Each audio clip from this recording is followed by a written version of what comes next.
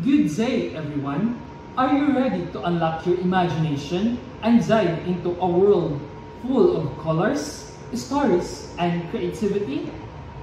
Today, we're going to explore the magic of verbal creativity, the beauty of aesthetics, and the fun of bringing art into our learning. To start off, let's take a quick look at what we're aiming for today. First is to understand verbal creativity and its importance in expressing ideas and solving problems. Second is to learn about aesthetics, what beauty means, and how we respond to art and nature. And lastly is to explore how arts and creativity can be integrated into education to help students think more creatively. Welcome to a world where imagination meets learning. I am Janri Sitiri, your reporter, and I'm so excited to guide you on this creative journey. Today, we're diving into an exciting adventure all about verbal creativity, the beauty of aesthetics, and the power of arts in education. Imagine a classroom where poems come to life. Stories sparks new ideas. Music speaks louder than words, and colors makes learning unforgettable. We're not just talking about creativity, we're bringing it to life.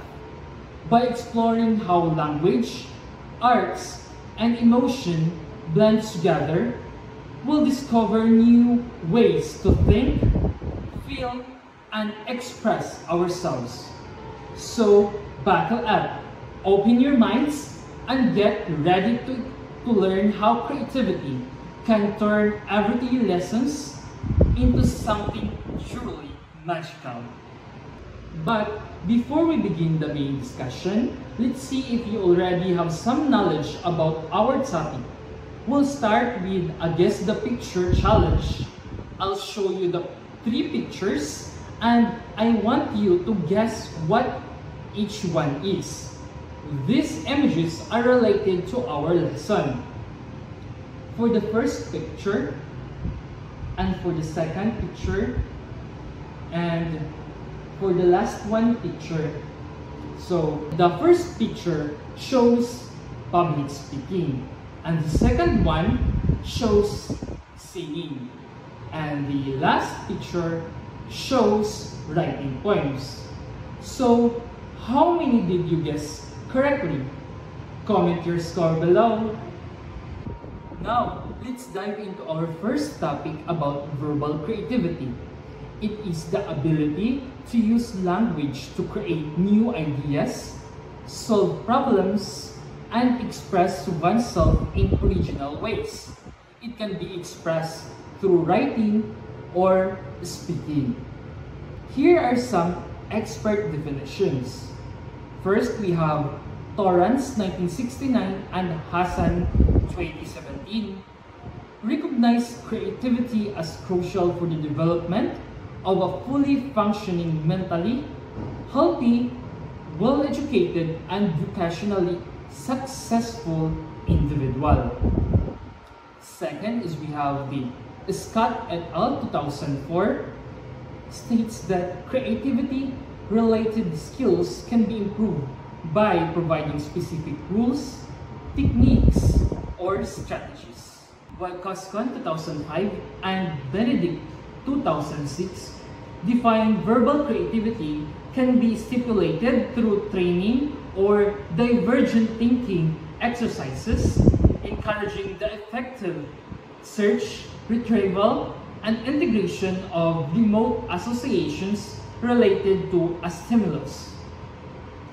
Also, Hassan 2017 states that divergent thinking is a process to actualize oneself by manipulating internal and external symbols, creating ideas based on knowledge about people and objects. There are 4 major components of divergent thinking, and let's break it down. First is we have the fluency. generating a wide range of ideas or responses. Second, flexibility, adapting to and manipulating internal and external symbols in creative ways. And the third one is originality, creating original, meaningful ideas based on one's own knowledge. And lastly, we have elaboration, expanding and building upon ideas to form detailed and intricate plans or concepts. Lastly, we have Fink et al. 2012 defines verbal creativity as a cognitive stimulation through creative or moderately creative ideas can improve verbal creativity. This stimulation is also reflected at the brain level with activation of certain neural networks. Some examples of verbal creativity include singing, narrating stories, composing music, writing poems, stories, and novels. Moving on, let's explore the concept of aesthetics. According to Britannica, aesthetics, also spelled aesthetics, as the philosophical study of beauty and taste. It is closely related to the philosophy concerned with the nature of art and the concepts of which individual works of art are interpreted and evaluated. In perspective, it is an interesting and puzzling realm of experience, the realm of the beautiful, the ugly, the sublime, and the elegant, of taste, criticism and fine arts, and of the contemplation, sensuous enjoyment, and charm. In all these phenomena, similar principles operate and similar interests are engaged. Now, let's look at the natures and scope of aesthetics. Aesthetics is the study of beauty, art, and how we respond to things in nature.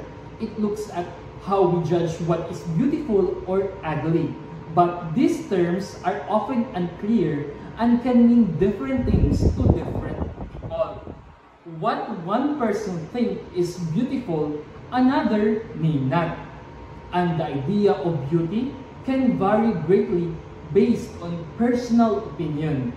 Some philosophers argue that beauty may just be a way of expressing our feelings rather than a clear definition, while aesthetics often focuses on the terms beautiful and ugly. It is not always the main point when describing what we like about nature.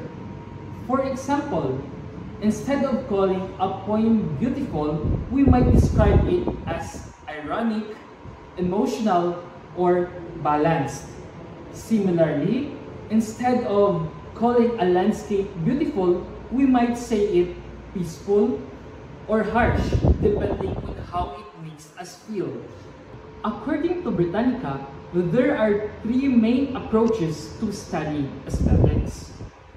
First, it is the study of aesthetic concepts or the analysis of language of criticism, in which particular judgments are singled out under logic and justification are presented. Second, it is a philosophical study of a certain states of mind, responses and attitudes and emotions that are involved in aesthetic experience. And lastly, the third one is the philosophical study of the aesthetic object that reflects the view what that problems of aesthetics exist, because the world contains special objects towards which people react selectively as described in aesthetics terms. Now that we understand verbal creativity and aesthetics, let's talk about how we can bring them into our classrooms. Here are 10 case strategies to embed arts and creative literacy into education. First is the physical environment. Create artistic and inspiring spaces like murals, gardens, studios, and lodges to support creative thinking.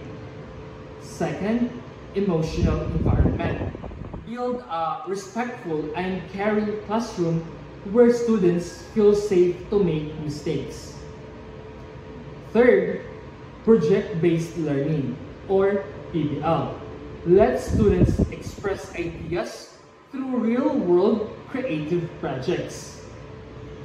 Fourth, to teach creative thinking. Encourage metacognition, brainstorming, problem solving, and analysis. Fifth is the alternative assessments. Use performance, visual arts, portfolios, and other creative outputs with clear objectives. Sixth is the scheduling. Allow flexible time for creative and performance-based activities. Seventh is the student-centered learning. Give student choices in what, how, and how they show their learning. Eighth is to incorporate arts. Blend music, art, drama, and dance into daily lessons. 9. Use technology. Support creativity through blogs, coding, filmmaking, and collaborative digital projects. And for the last one, body integration. Offer movement-based activities like yoga, dance, and Zumba to boost creativity.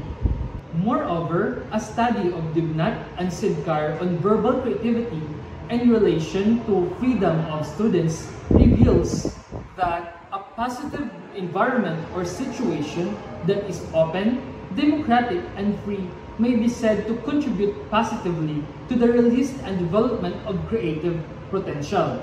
The students who enjoy freedom of thought and actions and their families and get support on the part of their parents to satisfy their internal urge in doing activities will have the potential to develop creativity.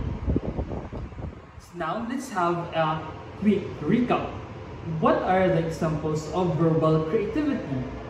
How about the 3 approaches to aesthetics? And lastly, what are the strategies and initiatives in embedding arts and creative literacy in the curriculum? Comment down your answers and let's see if you got them all correct. For the assessment, you can freely scan the QR code that is presented. To sum it up, creativity and the arts play a powerful role in making learning more fun, meaningful, and memorable.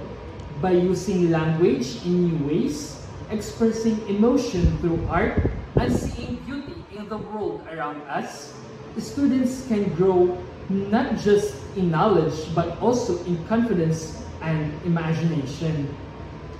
That ends my discussion about exploring verbal creativity, aesthetics, and integrating arts into education. Once again, I am John Ray Sitirik, leaving you with this quote: where words and arts come together, learning shines brighter than ever. That's all. Thank you.